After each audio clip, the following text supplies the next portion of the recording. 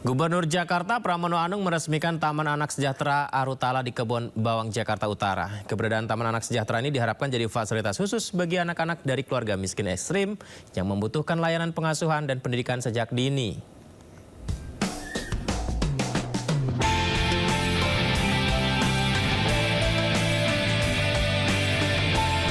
Gubernur Jakarta Pramono Anung kembali merealisasikan salah satu program yang dijanjikan di masa kampanye, yakni mewujudkan Taman Anak Sejahtera. Taman Anak Sejahtera yang kali ini diresmikan adalah Taman Anak Sejahtera Arutala yang berlokasi di Kebon Bawang, Jakarta Utara. Hadirnya fasilitas ini diharapkan dapat membantu keluarga dengan anak-anak, khususnya kelompok keluarga miskin ekstrim, dalam layanan pengasuhan dan pendidikan anak sejak usia dini. Sekarang ini kita sudah mempersiapkan ada 3 taman anak sejahtera dan nantinya saya sudah meminta kepada Kepala Dinas Kesehatan mudah-mudahan di setiap kecamatan ada 1 taman anak sejahtera. Taman anak sejahtera di sini namanya Arutala. Arutala itu dari bahasa Sangsekerta yang artinya adalah cita-cita yang tinggi dan mulia. Tercatat saat ini sudah ada 3 taman anak sejahtera yang diresmikan.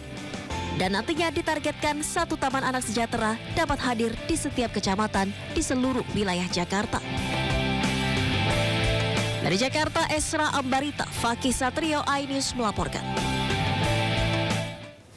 Kita beralih ke informasi lain pemirsa, KPK disebut tidak lagi bisa menangkap anggota direksi, komisaris, hingga Dewan Pengawas yang terlibat korupsi berdasarkan Undang-Undang Nomor 1 Tahun 2025 tentang BUMN.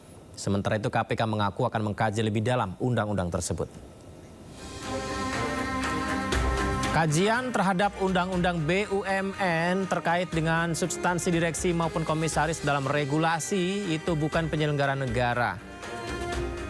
Dan menurut juru bicara KPK pemirsa, kajian ini diperlukan mengingat komitmen Presiden Prabowo Subianto yang ingin meminimalisir dan menghilangkan kebocoran anggaran. Nantinya kajian dilakukan jadi rujukan pemerintah terkait perbaikan maupun peningkatan aturan undang-undang, terutama yang berkaitan dengan pemberantasan korupsi. Ya, disampaikan bahwa KPK merupakan pelaksana undang-undang tersebut pemirsa.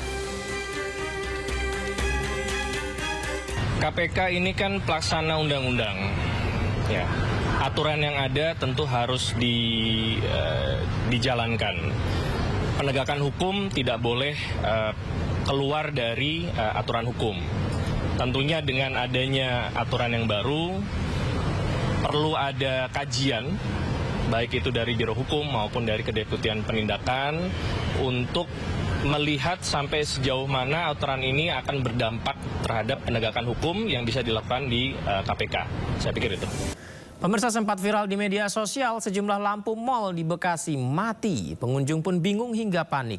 Sebelumnya, blackout juga terjadi di Bali, di mana seluruh daratan di Pulau Dewata sempat mengalami pemadaman listrik.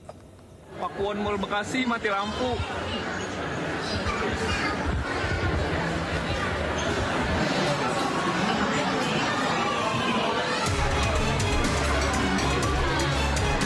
Sebuah video viral memperlihatkan sejumlah mal di Bekasi mengalami mati listrik atau mati lampu pada Sabtu sore. Situasi di dalam mal seperti area food court, bioskop, lobi, dan beberapa tenan gelap gulita akibat mati lampu. Sejumlah pengunjung dibuat bingung hingga panik karena listrik padam cukup lama. Listrik diinfokan padam sejak pukul 5 sore dan berlangsung selama 3 jam. Pihak PLN meminta maaf atas peristiwa ini dan sudah memastikan listrik kembali menyala sekitar pukul 7:30 malam. PLN menyebut pemadaman listrik akibat ada gangguan pada sistem jaringan tegangan tinggi 150 kV yang berdampak pada pasokan listrik di wilayah Bekasi.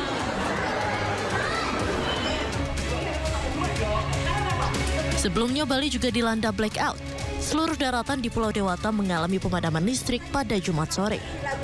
Di kawasan Denpasar hingga Badung, listrik terpantau padam sejak pukul 4 waktu Indonesia Tengah. Listrik padam dikonfirmasi pihak PLN berlangsung kurang dari 12 jam. Salah satu yang terdampak akibat padamnya listrik ini adalah penyedia jasa pariwisata, terutama hotel dan restoran.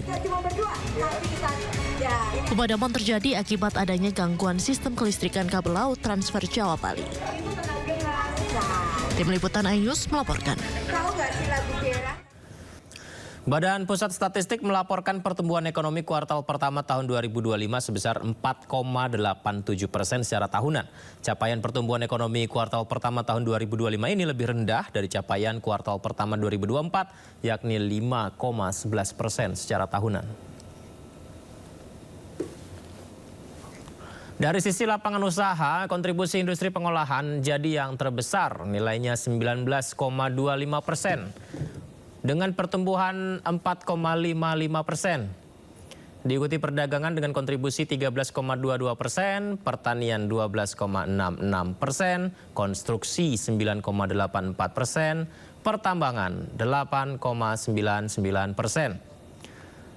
Sementara dari sisi pengeluaran, pertumbuhan ekonomi pada kuartal pertama tahun ini ditopang oleh konsumsi rumah tangga yang berkontribusi sebesar 54,53%. Ekonomi Indonesia berdasarkan besaran produk domestik bruto atau PDB pada triwulan 1 2025 atas dasar harga berlaku adalah sebesar 5.665,9 triliun rupiah dan atas dasar harga konstan adalah 3.264,5 triliun rupiah, sehingga pertumbuhan ekonomi Indonesia pada triwulan 1 2025 adalah sebesar 4,87% bila dibandingkan dengan triwulan 1 2024 atau secara year on year.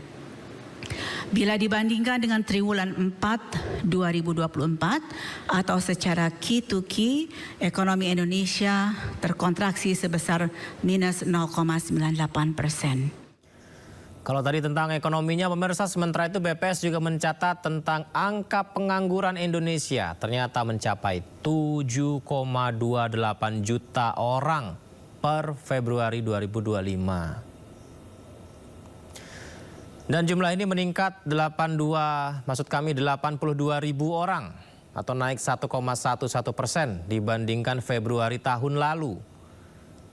BPS juga mencatat adanya penambahan jumlah angkatan kerja pada awal tahun ini sebanyak 3,67 juta orang.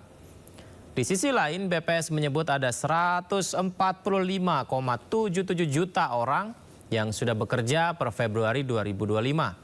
Jumlah tersebut bertambah 3,59 juta orang dari tahun sebelumnya.